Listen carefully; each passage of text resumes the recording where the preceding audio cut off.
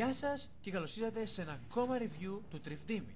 Σε αυτό το review θα σας πω την προσωπική μου άποψη για την ταινία Αεροπλάνα της Disney, η οποία βγήκε στις 9 Αυγούστου 2013. Μια ταινία που αρχικά ήταν να κυκλοφορήσει μόνο σε DVD, αλλά η Disney θεώρησε ότι ήταν αρκετά καλή για να προβληθεί στους κινηματογράφους. Ας ανακαλύψουμε αν η επιλογή τους ήταν σωστή ή όχι. Η ιστορία ακολουθεί τον Dusty, ένα αεροψυχαστικό αεροπλάνο που ονειρεύεται να αγωνιστεί στο παγκόσμιο πρωτάθλημα υπτάμενου ράλι. Με τη βοήθεια των φίλων του και με λίγη τύχη, καταφέρει να πάρει μέρος στο παγκόσμιο πρωτάθλημα και να νικήσει. Η πλοκή δεν είναι το δυνατό κομμάτι αυτής της ταινίας. Είναι η κλασική ιστορία ενός ατόμου που επιδιώκει να γίνει κάτι παραπάνω από αυτό που είναι και στο τέλος τα καταφέρνει. Μια υπόθεση που την έχουμε δει πολλές φορές και σε πολλές μορφές, και η συγκεκριμένη ταινία δεν την παρουσιάζει με πρωτότυπο τρόπο προκειμένου να είναι ελκυστική. Αφιερώνει πολύ χρόνο στην εκπαίδευση του Dusty στην αρχή και μετά, όταν ξεκινάει το πρωτάθλημα, μας το περνάει πολύ γρήγορα. Θα συμφωνήσω ότι υπάρχουν αρκετά σημεία εντόνωσης της πλοκής εδώ και εκεί και μερικοί καλοί χαρακτήρες, αλλά δεν καταφέρνουν να καλύψουν τα κενά. Έχουμε το γεγονός ότι ο Dusty φοβάται τα ύψη. Απλά έχω υψοφοβία. Μα είσαι αεροπλάνο. Είμαι ψεκαστικό. Δεν έχω φτάσει ποτέ πάνω από τα 1000 πόδια. Πλάκα μου κάνεις. Του οποίου η δικαιολογία ότι επειδή είναι αεροψυχαστικό δεν έχει πετάξει ποτέ πάνω από τα 1000 πόδια δεν με πείθει. Αν μας έλεγαν ότι όταν ήταν μικρός παραλίγο σκοτωθεί επειδή πέταξε ψηλά, τότε ναι, θα είχε πολύ πιο ενδιαφέρον. Έχουμε αρκετούς χαρακτήρες οι οποίοι θα μπορούσαν να κάνουν την ταινία πιο ενδιαφέρουσα, αλλά εμφανίζονται για τόσο λίγο που δεν τα καταφέρνουν. Οι μόνοι που τα καταφέρνουν λίγο είναι ο Rip Slinger, ο κακός της ταινίας, του οποίου του στυλ μου αρέσει πάρα πολύ και τα απόλαυσα πολύ στο τέλος όταν έχασε. Τον El Chupacabra, ο οποίος είναι υπεύθυνος για όλες αυτές τις σκηνές της ταινίας, αλλά κάπου μέσα στην ταινία προσπάθησαν να βάλουν και λίγο ρομάντζο με τον El Chupacabra και λίγο ανάμεσα στον Dusty, την Isami και την Dottie, το οποίο είναι βέβαια υποερώτημα, μιας και δεν καθορίζεται σε όλη την ταινία αν όντως τον αγαπάνε ή ότι αυτός αγαπάει κάποια από τις δύο ή όχι. Με εξαίρεση τον Dusty, που είναι ο πρωταγωνιστής και αρκετά συμπαθητικός χαρακτήρας, ειδικά στο όταν λέει ότι θέλει να κάνει κάτι περισσότερο από αυτό για το οποίο κατασκευάστηκε, ο πιο ενδιαφέρον χαρακτήρας της ταινίας, κατά τη γνώμη μου, είναι ο Skipper.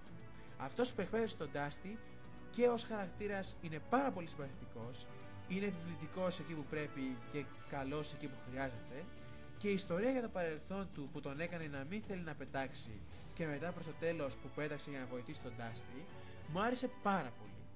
Η πρώτη φορά βέβαια που είδαμε το Skipper ήταν στις ιστορίες του Μπάρμπα, ο υπτάμενος Μπάρμπας. Είναι εδώ ο Skipper. Εγώ είμαι ο Skipper. Θα με μάθεις να πετάω. Μα εσύ είσαι Γερμανός. Η ταμπέλα λέει ότι μαθαίνεις τους πάντες, εγγυημένα. Πρέπει να αλλάξω ταμπέλα. Σπάρκι, Ναι, αφεντικό.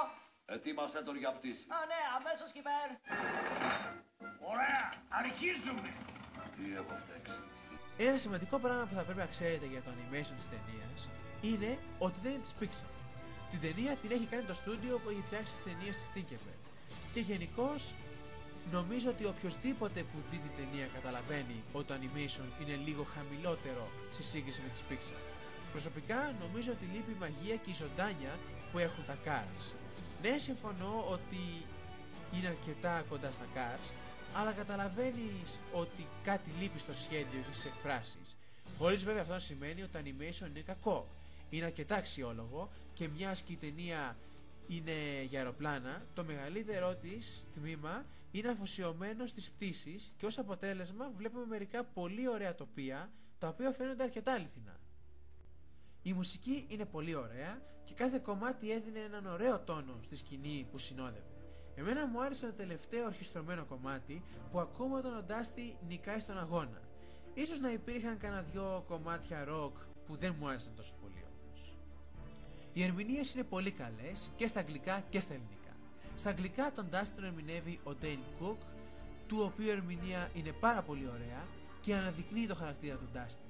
Και έχουμε και τον Stacey Keach, ο οποίος ερμηνεύει τον Skipper, του οποίου η ερμηνεία είναι καταπληκτική. Το υπόλοιπο cast επίσης είναι πολύ καλό. Στα ελληνικά έχουμε επίσης ένα αξιόλογο cast με καταπληκτικές ερμηνείες. έχουμε τον Γιώργο Καμπουτζίδη να ερμηνεύει τον Dusty. Και παρόλο που μου άρεσε αρκετά η ερμηνεία, αλλά πιστεύω ότι δεν ήταν η καταλληλότερη επιλογή για τον Dusty. Όταν είχε βγει το τρέιλερ της ταινίας, στο τρέιλερ τον Dusty τον ερμήνευε ο Φίβος Ριμένας, ο ηθοποιός που ερμηνεύει τον Ben 10. Ο συγκεκριμένος θα μου άρεσε πιο πολύ στο συγκεκριμένο ρόλο, χωρίς να εννοώ ότι ο Καμπουτζίδης ήταν κακός. Η ερμηνεία του ήταν πάρα πολύ καλή, αλλά πιστεύω ότι ο συγκεκριμένος ηθοποιός θα ερμήνευε πιο καλά το ρόλο, συν και θα του έδινε έναν πιο ακόμα νεανικό τόνο που νομίζω ότι ταιριάζει στον Dusty. Και έχουμε και τον Dino Shuti να ερμηνεύει τον Skipper, του οποίου ερμηνεία μου άρεσε πιο πολύ από τον Stacy Keach που ερμηνεύει τον Skipper στα αγγλικά. Παρόλο που βρήκα την ταινία να είναι πολύ ελλειπής σε αρκετά κομμάτια της, πρέπει να παραδεχτώ ότι την απόλαυσα και υπήρχαν φάσεις, ειδικά στον τελικό αγώνα, που ζητοκράβαζα για τον Dusty, αλλά νομίζω ότι δεν ήταν και τόσο καλή για κινηματογράφο. Καλύτερα θα ήταν απευθείας σε DVD και Blu-ray.